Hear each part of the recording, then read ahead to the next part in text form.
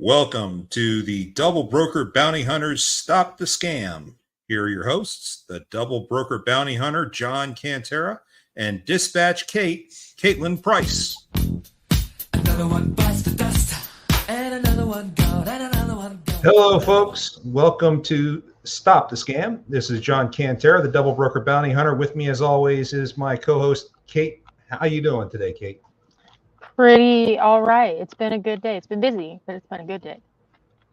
You know, a good day in the dispatching world is, I'm sorry to say, rare, but no, glad to hear you're having one. I didn't do too bad today myself. At least all my guys have loads for tomorrow, so that makes me happy. I don't have to start my day off in a panic, which always seems to be how I start my days lately. Mm-hmm. But you know, for those who have been following along with us for the last couple of weeks now, if you are expecting us to spend the hour talking about Carrier 411, I do apologize. You will be disappointed today. We are not going to be doing that. Instead, today we're going to be talking a little bit about some positive stuff, some relief efforts going on out in North Carolina, out in the Asheville area from Hurricane Helene. So our guest today, Jeff Dickinson, is going to be giving us a bit of background as to what's been going on. And he's been very instrumental in organizing a lot of those efforts that are in place. So we'll be talking a lot of good news about that. And if anyone's got questions for Jeff while we're going through, feel free to throw them in the comment section, and we'll get to them as we can. Yeah, just a reminder, please make sure that you like and subscribe on all of our social media platforms for Stop the Scam and the Lounge Media Group. And if you have any issues or questions that you need to get a hold of Kate or I down the road, you can always email me at jcantera@vigilanttransport.com or Kate at kprice@rockdovefs.com. So with that being said, I think it's time we go ahead and bring in our guest. As I said before, our guest today is Jeff Dickinson, the Bodacious Cowboy. He's got his own podcast. He's also runs RGTX Logistics Solutions. Jeff, welcome to the show. Thank you so much for joining us. Hey, thanks for having me, John. I appreciate it. How you doing, Kate? Pretty good. How are you? I am living the dream, as they say. That is a rockin' mustache, so must be a pretty dreamy life. Oh yeah, it's part of my daily task, just getting it in order. You know, it's. Well, it's so distinctive. I don't think anybody else in this industry has anything close to that. It is absolutely glorious. I would kill to be able to grow something like that. I just can't. I just can't. Yeah, it took me a little while to, it just didn't happen overnight. Actually, it was really long. It was actually touching my chest, and I was like, I'm going to the BCS, so I got to trim it back and look a little bit more respectable. You respectable? No. Always. I always, you got to respect others before, respect is earned. You got to respect others before you can get respected. So I try to do that every day in my life. Do I succeed? All depends. Hey, you know what? Two things. One, you're above ground. So automatically every day's a holiday. Every day is a holiday. That's something my grandfather always told me, and that has stuck with me all my life. And number two, if there's somebody out there that doesn't respect you, they're a moron, or they just don't even know that you exist. Because I don't know of a single person who doesn't respect work you've been doing. For those who don't know, if you follow the Logistics Lounge, Jeff is on there on a fairly regular basis. He's even guest hosted, like I have from time to time. You probably usually see him out there on Friday afternoons when they do their open mic Friday. What do they call that? Freestyle Fridays. That's what it is. Yeah, pop a top and join the crew. Yeah, I join when I can, but sometimes I'm still trying to find that weekend load for one of my drivers. But hey, that's really not what we're here about. What we are here about today is to talk about what you've been doing with the recovery efforts in North Carolina. So, what is Operation Life Lift One, and how did all that come about? Yeah, that's a great question, John. And it's not that I built it. I built it on a question, and it was my friend Adam Spencer from Spencer Logistics. He reached out to me and said, "Hey Jeff, listen, you want to help me with something? You know." He told me a little bit about it, and he asked two other people. The other people didn't really jump on the train. I jumped on it, and I just went nuts. The stuff that I've been hearing, what has been going on there, it kind of affected me because I put the way I attack things is I put my feet in their shoes, and I try to feel what they're feeling and how I would react or would want somebody to react to a situation to help me with a big problem. So I just started it, and Adam reached out to me on a Monday. I believe it was the 30th, and then on the first, in 24 hours, I had the Knights of Columbus on board. I had VFW on board. I had the Elks on board. I had over 200 drop-off locations. I had 3 center center warehouses, which were consolidating warehouses that brought all the product in, where we sort and seg. I had my carrier. I made a call to a carrier. I never met him before. We just started talking. I was introduced by Ed Burns from Burns Logistics. Say, hey, why don't you reach out to these guys? I love them. The name of the company is Peters Brothers Trucking out of Lenhartsville, PA. And they have been in existence for 70 years, 3 generations. We were made from the same cloth. We believed in the same things. They basically said, Jeff, whatever you want to do, we'll do it for you. And they're doing it pro bono. I opened up 2 warehouses, got, close to like 20, 30,000 square feet where I can store stuff, where we do the consolidating process, sort and seg, and then we load it onto his truck.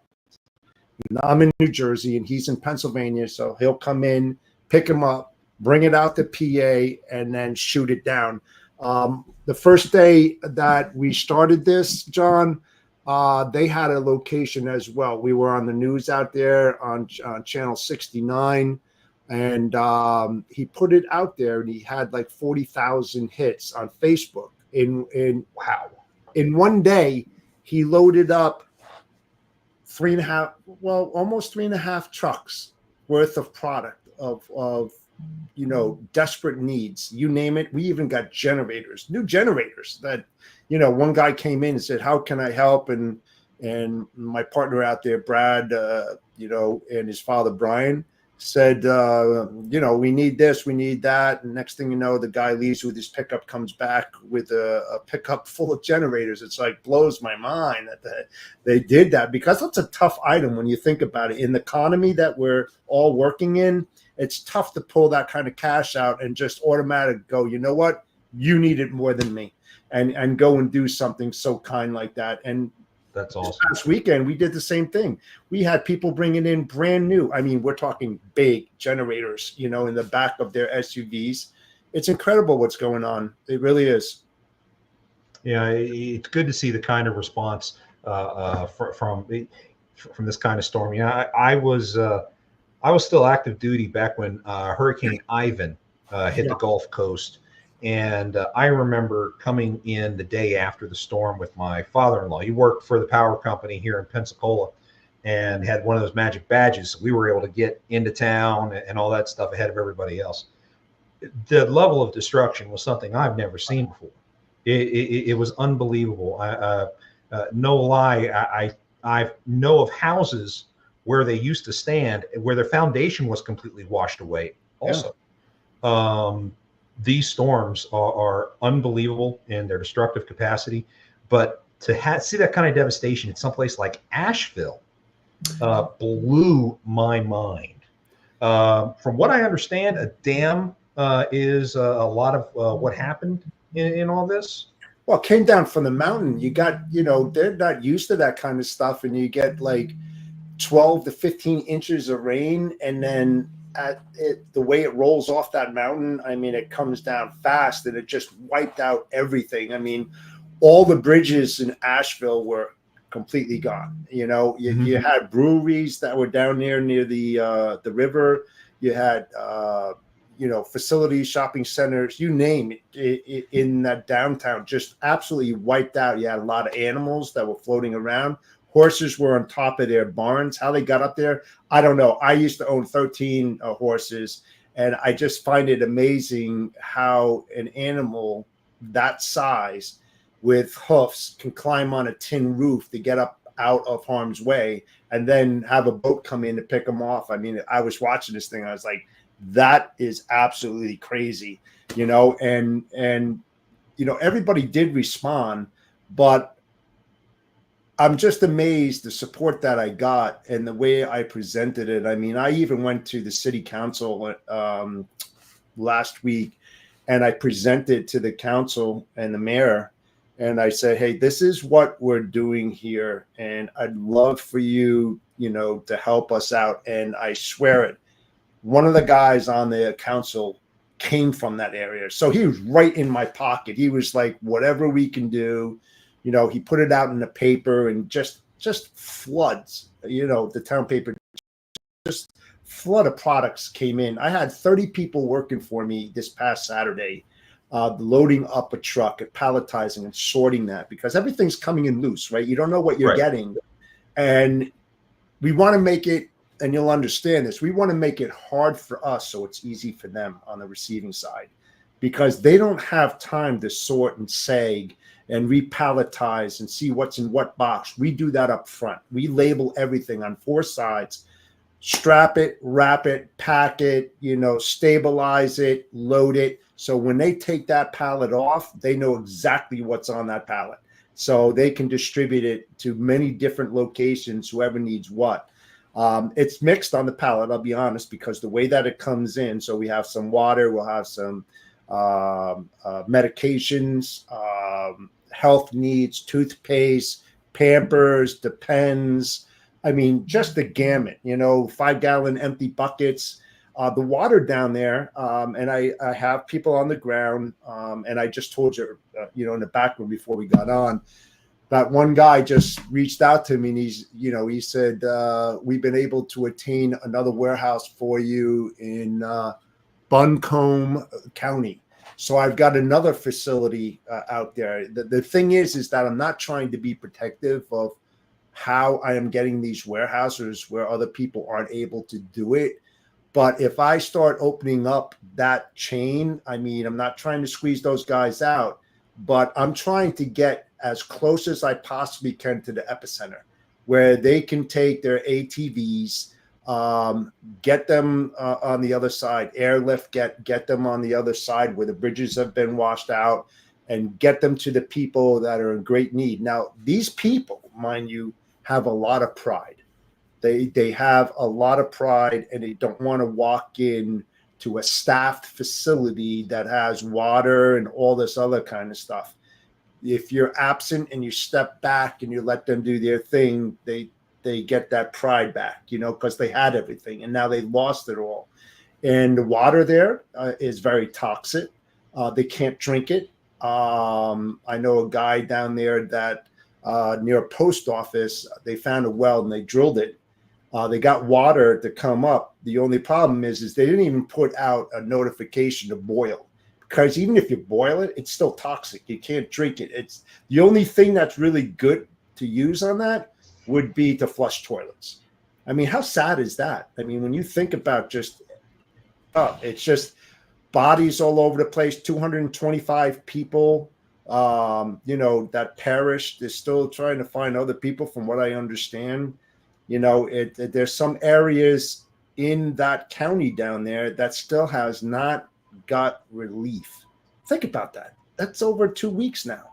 It's 2 weeks, 3 days since what it happened on the 27th of September, right? 27th, 28th. That's horrible, man. You wouldn't want to be in that position.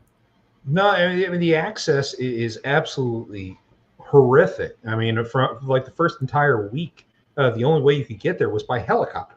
Yeah. So I heard the National Guard had somewhere around 200 plus helicopters running freight constantly through daylight hours, trying to get stuff in, and then you have the occasional politician who wants to come in and do their little op, and it shuts down the damn airspace, and then all of a sudden the relief efforts have to stop. Well, they were also using a very small airport there that they had over 30 close calls of hitting each other, and they shut it down. I mean, you got logistics providers out there, the real wealthy ones, we're talking the big guys out there that are charting or using their own plane to pack it with supplies and flying it down there themselves, and then they're getting turned away because FEMA took over, understand, like the strip, and like you said, a lot of helicopters flying and using the grounds to land and pick up and all this kind of stuff. One thing that I always try to proactively look at the what if scenarios, and if you were in that situation, what's a great need? And I thought porta-johns, right? I mean, they can't take care of themselves. So I was saying, okay, I have a way getting them to get airlifted over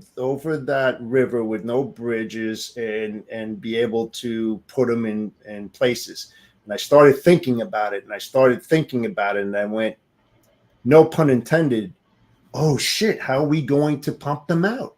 Because you can't. There's no way of getting a truck in there, that you would at a fair or something to pump it out.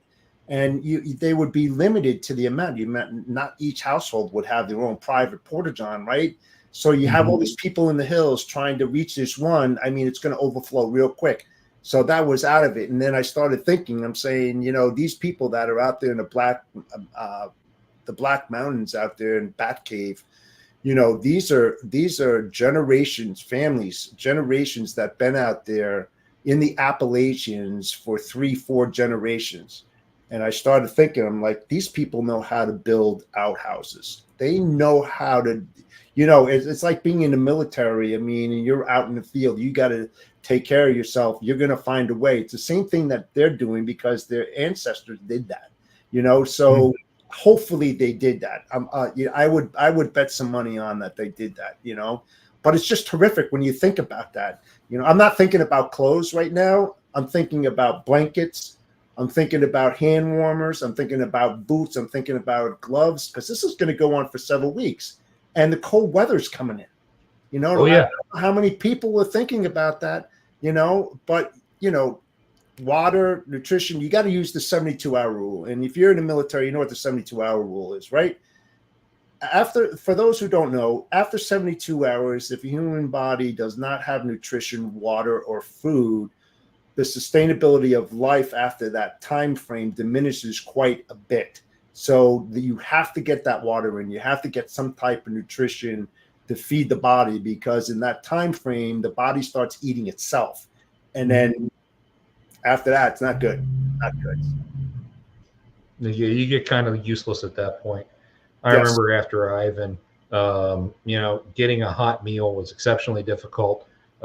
We were lucky because my in-laws had a freezer that was full of stuff that we ended up having to work through. Even though we had a generator and we were able to keep it running, we still had to get through it. We were grilling every night. Half the neighborhood was coming out. And then after a few days, that started to run out. Boy, that Red Cross food truck coming through the neighborhood was a sight for sore eyes. You never knew how much you like Denny Moore beef stew. I mean, we're laughing at it, but no, seriously, they're looking for some kind of food. One of the hardest. There's two types of products that's very hard to get in there. One is gas. Two is propane. Okay, so they put that on their list as needs because they want to use it to put up grills, to your point, so they can cook, or charcoal, right? Gas to run generators, all right? Because you think about all the gas stations around there that were their pumps were underwater, damn well that water went into their tanks. I don't care what anybody says. Yeah. Done. Right. So I'm trying to tap in. You probably saw one of my posts out there. I'm trying to find a distributor of those small grill propane tanks to see if I can get a load of that in there. That's like a necessity because they can't cook. They can't do that kind of stuff for those way up in the mountains. So, you gotta think of that. I've always, in my career in logistics for 44 years, I've always had a proactive mindset, not a reactive one. Because if you have a reactive one, you've missed a boat. You missed it bad. So you try to outthink the thinkers by thinking the unimaginable. So if there's and listen, in logistics, this as well, there's a high probability that you're going to get blindsided. You don't know what day it's going to happen or what hour, but when it happens and you kind of know what the problem's going to be, you can kind of get the wheels in motion to figure out the solution, right, to the problem. And this way you can attack it like that. If like I've worked in the trenches for 30 something years on the shipper side. So I understand how the mechanisms of logistics burn and turn. So, that's my mindset. I don't have a reactive one. And I was trained and mentored and coached and very disciplined by military personnel for the companies that I've worked for. And I'll tell you what, I love getting my ass kicked now. I didn't really appreciate it back then, but I'll tell you what, when you have that kind of discipline, there's a reason for it. It's a reason for it, especially if you're going to be in a career such as this, that is so meaningful. When you're younger, you just don't realize it. And when you work in a structured, disciplined work arena, that's highly complex. That's all I've worked in basically in my career. You learn a hell of a lot of things and what not to do. You really do. Oh yeah. Oh yeah. My time in the military, I was a logistics officer with the Air Force, and I've done I don't know how many different disaster relief efforts across the country, across the globe. And the one universal thing that I learned was pay attention to what people are asking for. First and foremost, particularly like after Katrina, we had a convoy sitting right at the Texas-Louisiana line waiting to be able to enter the state, because it's a military convoy. Unless they invoked the Insurrection Act, we couldn't just go in. Yeah. But once we finally got the orders to go in, resupply were based on exactly whatever the governor needed, and we would bring it in. It all came in through San Antonio, Kelly Air Base, Lackland Air Base, and we were running things through from there. But it was all about priorities, and so all the donations were coming to the air base, and we were sorting through it. We were repackaging it, just as you were saying, and we were sending it out on military flatbeds to try to make things better. But the good news about that was I didn't need a helicopter to get to all the areas. Even in New Orleans, you could at least still get to it by a truck.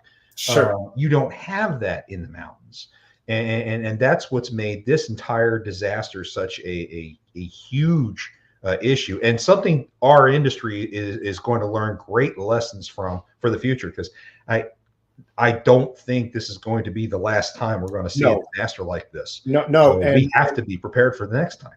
Yeah, and this gentleman in the comments, John, if you see, sorry, yeah, I'll throw that up. Thank you. Yeah, I'm working with that gentleman down there. I don't want him to get bombed. All right, he has his own business as well, but he's down there, and he is a great help, and we became good friends. And the biggest thing when a crisis happens is that you just don't listen, but you listen with intent.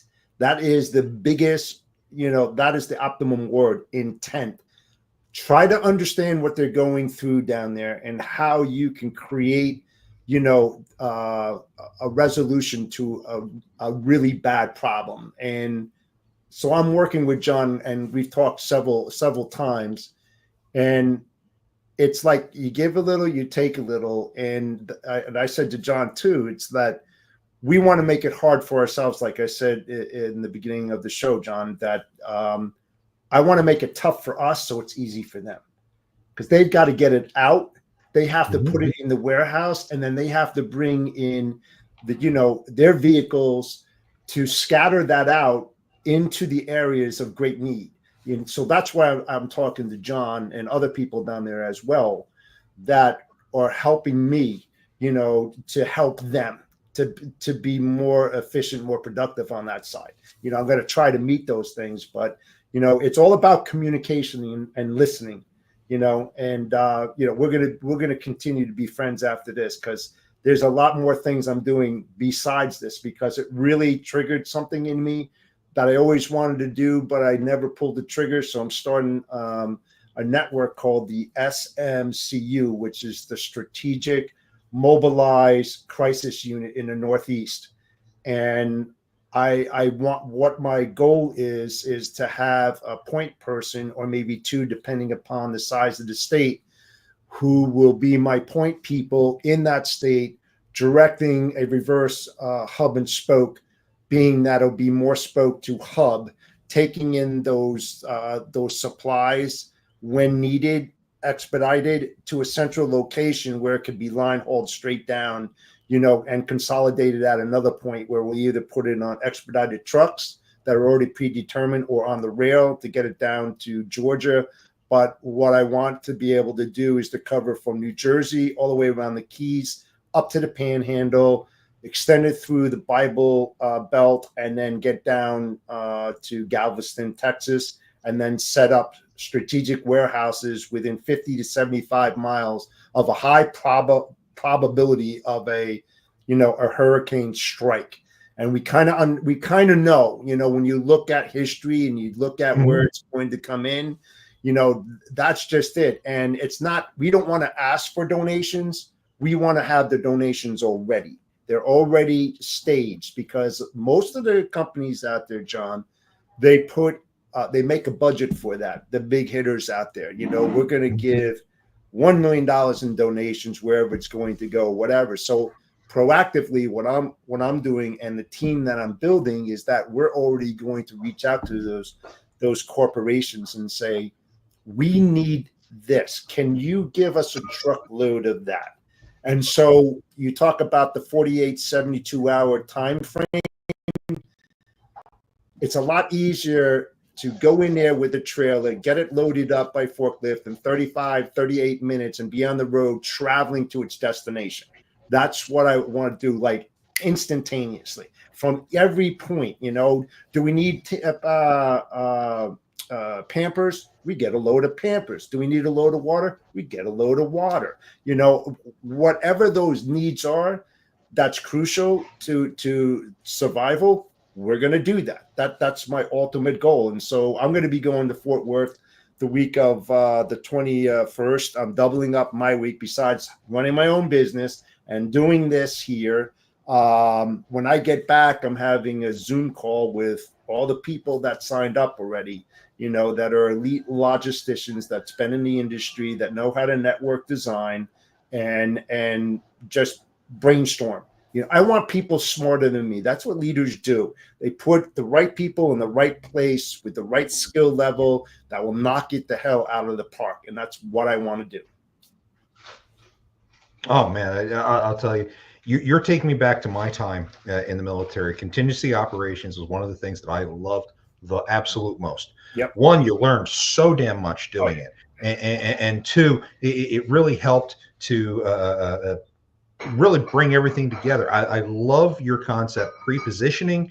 It almost sounds like the old WRM program, the War Reserve Materiel program. You have everything you need close together so it can run out as quickly as possible.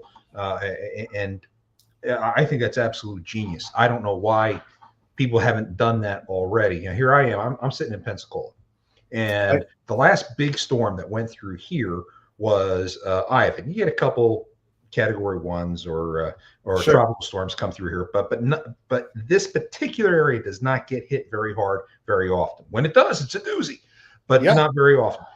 this could be a decent hub for what you're trying to do.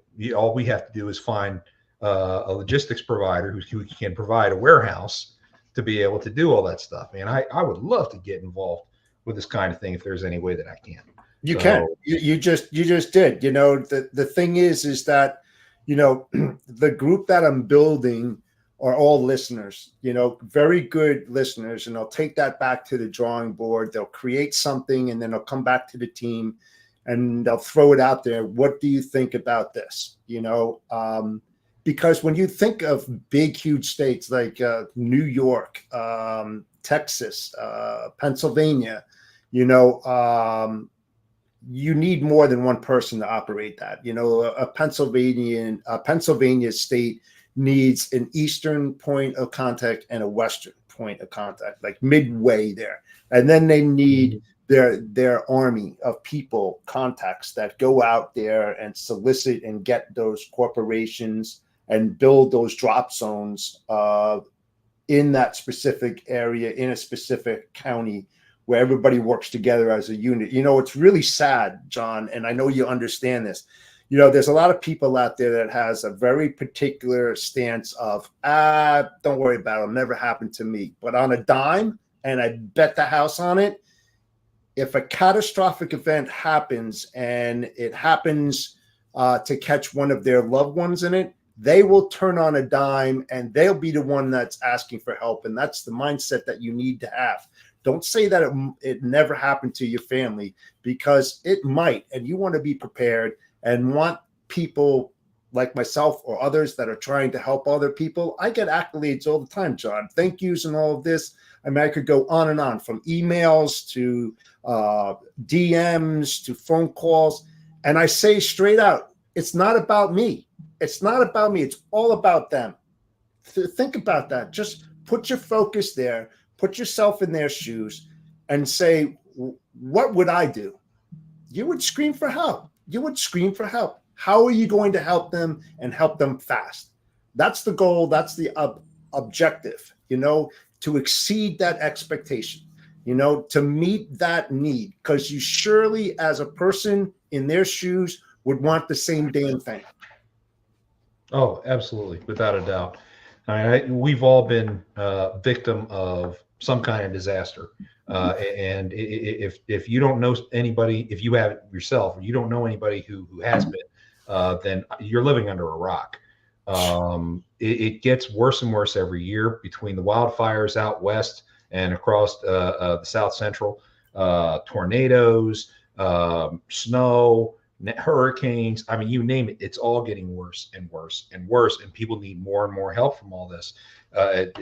This is something that, as an industry, we need to be looking at across the board, because we're going to become first responders very fast in a lot of areas, and we have to have the capacity to deal with it. Yeah. I mean, you know, that's a fact, and it's all about good Americans helping good Americans. That's what it is. Sometimes you have to take it in house to get shit done. I mean, really. I mean, when you read all these things and you hear all this kind of stuff, I mean, you know, I don't want to go political, but you know, it's just a lot of political innuendos and people who disagree, that don't know how to agree to disagree. They just disagree and nothing gets done. You know, we need to take the elite logisticians, forget about our companies. We're no longer in competition. We're friends with the same goal and objective, that we're going to unite. We're going to unite and build an infrastructure that can handle this kind of stuff. What really irritated me was the 2-week period of time between what happened in Asheville with Helene, and then when Milton came in and slammed in right below Tampa and stuff. It's like, I didn't have the ability to be in two places at the same time, you know, so there's a problem that needs to be addressed. What places are going to get what at what time, you know, and then it's like MREs and all this other kind of stuff that are on the side, you know, that usually if FEMA does that kind of stuff when areas get flooded out, hurricanes go in and wipe out, and they serve all these thousands of food to these people meals. That's all good. That's great. But there's so much more that we can do as good Americans to help other people that are in need. I mean, when you look at the early 50s in Eisenhower, and you look at the interstate complex and the odds and evens, and why some interstates are wider than others. I mean, Eisenhower built that for readiness, to be able to get to our borders in a very quick period of time. That's why they're like hashtags, that where you can mobilize certain things. Well, the same damn thing happens on a response like this. When a natural disaster crisis happens, you got to use that, and you got to use it to your ability, but you have to be really good at network design, because you can't use those highways when they're wiped out from a natural disaster, and you need their help down there who are on the ground that's going to tell you ways of driving around there safely with a semi to get to your spot, like John, that I've been working down there, and others, Troy, that I've been working down with in ministries down there as well. Tell the driver to give me a call 2 hours out. I'll tell him exactly where to go, because normally he would take the GPS and follow the route. He can't do that. It's irrelevant now, so you got to go when you go into those things, you just turn your GPS off, because it's meaningless, Well, they're still today encountering mudslides and landslides, and roads are still collapsing, where saturation of the ground is still ongoing. Sinkholes are forming. Yes. It is still an ongoing disaster taking place. So Kate and I were actually talking a little bit earlier. We both have trucks that operate through the area. We try to keep our fleets out of that area, because we would just be in the way. Sure. But when a truck goes through, I'm double checking the route. We got to make sure the roads are still there. We got to make sure the roads are passable and it's not interfering with relief efforts. I've got a couple hot shots rolling through into South Carolina, and I wanted to make sure that we weren't crossing paths with relief efforts coming out of Greenville or someplace like that. Sure. It's crazy. And the worst part is, and being a dispatcher, I know we have such a bad name in the industry. Other dispatchers don't think like that. And it's something that as an industry, we need to be focused on. We need to be focused on how to respond in a contingency. And to your point, we also need to be looking at how do we deal with multiple incidents at the same time. As you mentioned, between Helene and Milton, everyone's struggling to figure out how do we allocate resources to make sure the right help gets to the right place, so on and so forth. Even when you have this network built up across the East and Gulf coasts, you still have to worry about the multi-strike scenario and how to respond in that.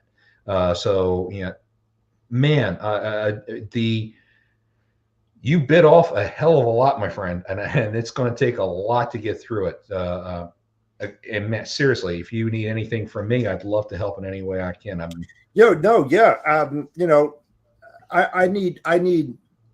I need leaders. I don't need followers. Followers are not going to get the job done. I need somebody that's going to take bull by the horns and understand the goal and objective and do whatever. It's all volunteer too. It's all volunteer. And I don't mind doing that. I think for me, it's time well spent for very good cause. When you've been in the industry for a long time, it's your responsibility to give back. If you don't talk about it and you don't share your knowledge, the old adage of if you're not careful, history will repeat itself. It's at a different time, in a different area, but it will bite you in the ass. It doesn't matter if you have the technologies and the tools are changed and all of this kind of stuff. It's still relevant, because with tools and integration, you still have problems. you know, and what did you learn in the past you can adapt to the future to prevent that from occurring. You know, I mean, some innovative tools that are out there, unfortunately, they put the cart before the horse because they want to rush it to get to the market, and they're like, it doesn't matter, we'll fix it later. Let's get it out there, let's get people to buy into it, and we'll fix it as it comes, because you know it's going to come. So let's get the R&D folks in there and start really thinking about what's going to happen when it happens, because it's going to happen, you know. But that's just the whole thing. A lot of people rush through it, you know, and it's like failure is just written all over it, you know. And we go into EV cars and all this. I don't have the time to discuss it, but there's a lot of things to think about that, you know, that they're not doing it. I mean, it's common sense, which isn't common anymore, unfortunately. Ain't that the dang truth? Yeah. Yeah, I keep thinking back to my military days, and you know, we exercised everything we did, everything we were doing multiple times a year, particularly deployment operations or whatever. And when the war first started, I remember it felt just like we were going into a deployment exercise that we would do 3, 4, 5 times a year. And everything flowed like clockwork because you practiced and you practiced and you practiced and you pre-positioned, and everything just started flowing. And before you know it, you know, I was in Louisiana when the war started, Barksdale Air Force Base. We had 25 C-5 loads of support equipment off the ground in just 3 days to support the B-52 bombers that were deploying overseas. And it worked like a dream. Not a single hitch the entire time. And it's because of the practice and practice and practice and practice. So I'm hoping that with the network that you're building, that part of that network is going to be tabletop exercises and whatnot to test responses, to test procedures, so that we can fine tune how fast we can respond in an emergency situation to get the right supplies to the right people, so on and so forth. Boy, it's a work instruction. It's a work instruction. That's why I'm starting it up in the Northeast and trying to build that, and then write what we're doing, and then write addendums to the original work instructions to show process improvements over time.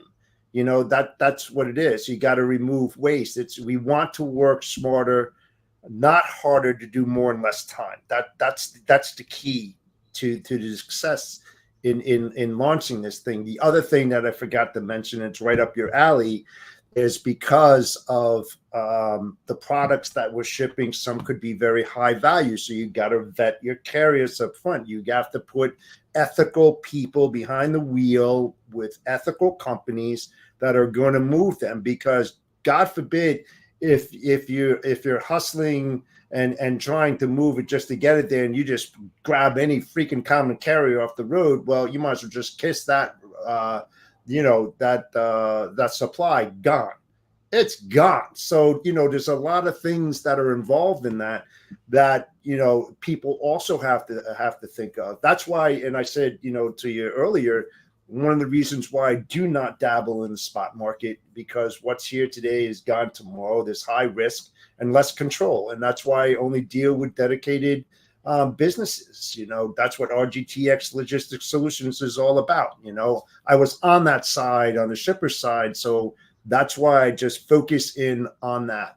And it works for us. It doesn't work for a lot of people out there, but it is what it is. I just like having that control and minimizing the risk as much as possible. All my carriers have been on board with me for years, you know, because I feed them all the freaking time, and I communicate with them and I listen to them, you know. And then during the winter months and around Thanksgiving and Christmas, I go out to a local truck stop with gift cards and I give it to drivers I never met before. And you know what? I say thank you. I mean, those are the type of things, as you know, professional logisticians that move freight and use a lot of carriers. Just to try it sometime. Go out there, give back. They appreciate it like there's no tomorrow. You know, just don't take it for granted. You know, the things you have on your desk. You know, this cup, this microphone, this brush. You know, all different kinds came from a freaking driver. Men, women, it doesn't matter. You know, don't go brake checking them on the roads and all this kind of stuff. That, I mean, I could ramble on forever, but it's very simple and easy to fix if you just say thank you and you ask them how they're doing. Hey, how's your family? You know, because they're not home all the time. You know, it's important things like that you have to ask them. It's a very simple thing, and it does go 1,000 miles. That thank you will travel 1,000 miles. They'll appreciate it like there's no tomorrow. Absolutely.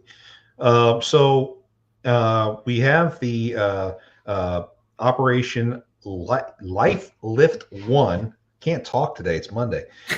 Operation Life Lift One. Scrolling on the bottom, there's more details on your LinkedIn page about it. What is it that you need people to know about Life Lift One? We're here to help. I mean, that's the ultimate goal. And, you know, when it comes to a natural disaster, we're going to be there, willing and able to help. I've got all the people in the right places. This is the largest operation in the Knights of Columbus councils in New Jersey. I was told that the other day, and you know how long the Knights of Columbus been there, and they're right on board with me. You know, great group of guys and all the councils, and we're getting donations in. Again, we talked about the SIM card. I apologize to a lot of people out there, but Venmo is going to be out there. We have the ability to take $1,000 and buy $2,000 worth of products with, because of what we've been able to negotiate with these companies. So 20,000 is $40,000, 50 is 100,000. It starts manifesting by itself. Growth. It's just unbelievable, and we'll ship truckloads. You know, that's the whole thing that we're learning here and developing, and I'm teaching these guys how to go out there and get this stuff ready and start thinking about the next one. We're in it now. Start thinking about the next one that's going to come up. You know, when you hear there's a storm brewing in the Yucatan Peninsula, start thinking, and you know, is it going to hit Texas? Is it going to hit Louisiana? Is it going to strike directly across Florida? You know, or the stuff coming from the Bahamas and the Caribbean? Where is it going to strike up in the Atlantic? Is it going to strike, you know, the Outer Banks? Is it going to go up and hit Washington, or is it going to go up into New Jersey, or even around New York City and Massachusetts? You know, it's these things that you just have to watch and prepare yourself, because they give you a few days in advance, you know, and they give you different pictures of, you know, different weather maps, and the European model and this model and that model. And then you have to take it and kind of, all right, here's a probability where it's going to strike within 300 miles or 400 miles, you know, can we hit that in 48 hours or 72? What do we need to do to get that to happen? You know, so it's tough when you got two back to back like this. Very difficult. You know, what also makes it difficult is both these storms developed so quickly. That is absolutely unprecedented that we've been seeing. You know, Helene moved at breakneck speed. Milton not as fast, but it also developed so insanely quickly. You know, back when Katrina was coming, we had upwards of 6-7 days notice. Yeah, don't count on that. We can't even begin to count on that. You know, we see these things pop up. You may only have 24 hours notice. So, you know, a rapid response is something that I agree. The industry is what needs to step up on this. You know, the government can do what they do, and they usually do those kinds of things well, and they're usually very well practiced, but they don't cover all the bases. And that's what you seem to be filling that gap in for. And I know I appreciate it, and I'm sure everybody out in Asheville is loving the fact that you guys are so well engaged in trying to get those supplies in. Hey, you know what? Bottom line is that there are really, really good logisticians and leaders out there.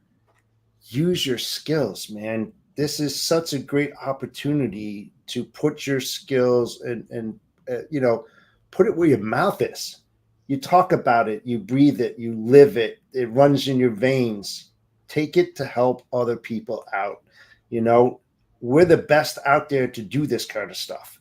The government doesn't have a 24/7 operation of logisticians and supply chain guys. They might bring them in every single quarter and ask them to give their own personal advice as to a strike at the ports. No, if you want to do well, you have to have somebody in a seat 24/7, 365 with their finger on the pulse, because it changes fast. And if you don't have your finger on the pulse and you're not learning something new every day, you're going to get lost. That's how fast and rapidly the logistics industry is moving. Learn every day, read something every single day, look at different sources of knowledge. Don't always take one as, that's it, look at many different things about the same topic, and then get your own perception of what you think is going to happen. And usually if your gut says something, go with it. It comes with experience. It does. Your gut knows a lot, because something happened in your past life that will be that trigger mechanism and say, you know what, damn, that's something similar to what I did X amount of years ago, and yeah, I can do this. Jump in, lend a hand. It doesn't take time. It does take a lot of time, but you know what I mean. It's up to you. It's your responsibility. It's our responsibility. It's yours, John. It's mine. It's John over here. It's everybody's out there. We're in that business to make shit happen. Seriously. I hate to say that it takes a disaster to bring us together as Americans to get things done for other Americans. But unfortunately, that's the world we live in. But thankfully, there are still strong-minded people out there who are willing to jump in, get their hands dirty, and make things happen. I know it's not 100% you're doing, Jeff, but you have done so much work in trying to assemble this, and you're continuing to lead the charge, and that does deserve to be recognized. Good on you, man. Really do appreciate the work you do. Thank you very much. I do appreciate that. I take those compliments and I give it to my team. It's a trickle down effect. It's not, I didn't do it. It was my team that went to town and listened to what I had to say, and they're the guys that were in the trenches that did all the sorting and segregating and packing and strapping and wrapping and loading. I didn't do that. They did it. They believed in the goal. They believed in the objective, and they knocked it out of the freaking park. We need Absolutely. That in every county, in every state, to have that same type of mentality of let's help people in need. That's what it's all about. You have we're getting close to the top of the hour. Do you have any plugs or anything that you want to? You haven't even mentioned your podcast once. You know what? And people always say that. I never really pushed my business or my podcast, and I actually shut my podcast down because I want to focus directly on this. When I dove into this, I dove into it head first, and I'm serious about it, and what's my priority? Taking care of people as much as I possibly can, and getting other people to jump on this boat, on this train, and travel and take this journey with me. And I promise, you'll feel good about yourself when you did a good deed and you helped somebody else. The podcast I can push behind me. I can always resurrect that and stuff like that. But I still have to take care of my family, so I have to keep my business going. I still have to do all this kind of stuff, but this is important too. And it's up to us, like I said, not just me. Everybody else that are in the logistics industry should jump in their own little world to help other people out as well, and do whatever you possibly can to assist. Awesome. Can't thank you enough for coming out. I wish you the best of luck through any of this, and anything that, of course, I can do. Logistician for 30 years. Happy to help in any way that I can. If I appreciate that. throw some spaghetti against the wall and find something to stick, I'd love to help. That's it. Meatballs stick better than spaghetti, if they're thrown hard enough. That is very true. That's very true. But even pieces of ideas that still stick to the wall make it worthwhile. Kate, you got any parting thoughts? No, I mean, I think something like this is exactly what we were looking for to get put out there today and make people aware of. And it's a good thing. It's some good news, and all the bad things that are going on. So yeah, it was great to hear about it, and you're doing wonderful, wonderful things. Yep. Yeah, it's the silver lining in your mustache that makes there it is. nice. That's not a lie. And it's getting grayer and grayer each day as I keep on going forward with this. Trust me. Oh, I know the feeling. There's not much color left in this. It comes with experience. No fun for you guys. You're young. Give it 20 years. Yeah, seriously. But hey, guys, listen. Thank you so much for having me on, and I'll be more than happy to do it again. I thought we had a great conversation, and whatever I can do, if you have an issue or somebody that you may know that wants to join forces, send them my way. I'll be more than happy to talk with them. Absolutely will. And we hope to have you on again in a few weeks to kind of get an update as to how the operations are going and how things are setting up. The hurricane season is still going on. Yep. We still got a little time left. We could still see storms popping up in the Gulf area for another month and a half. Yep. And frankly, these storms are no longer following a calendar like they used to. So, being ready is always an important thing. So I imagine Jeff is going to be keeping up with this regardless of the time of year, because disasters happen. If it's not a storm, it's a wildfire. If it's not a wildfire, it's a tornado. It's not a tornado. It's the worst ice storm in 100 years, which seems to happen every other year anymore. See, that's tough though when crazy. You think about that. When it's just you're incapable of getting stuff in there, and the only way to do it is by airdrop. When you got icy roads and black ice, and the roads are completely shut down, and obviously you're not going to go through the back route and through the woods because they're not going to be plowed. So, I mean, that's a huge problem right there that you just mentioned, that very hard to address though, when you really think about it. The only thing I can think of is airdrops, and that time is right around the corner. It's right on our doorstep, my friend. It's right there. Yeah. Before we know it. At least up here in the Northeast, I'm originally from Delaware, so I know it very, very, very well. Mm-hmm. All right, folks, please be sure you like and subscribe on all of our social media platforms for Stop the Scam and for the Lounge Media Group.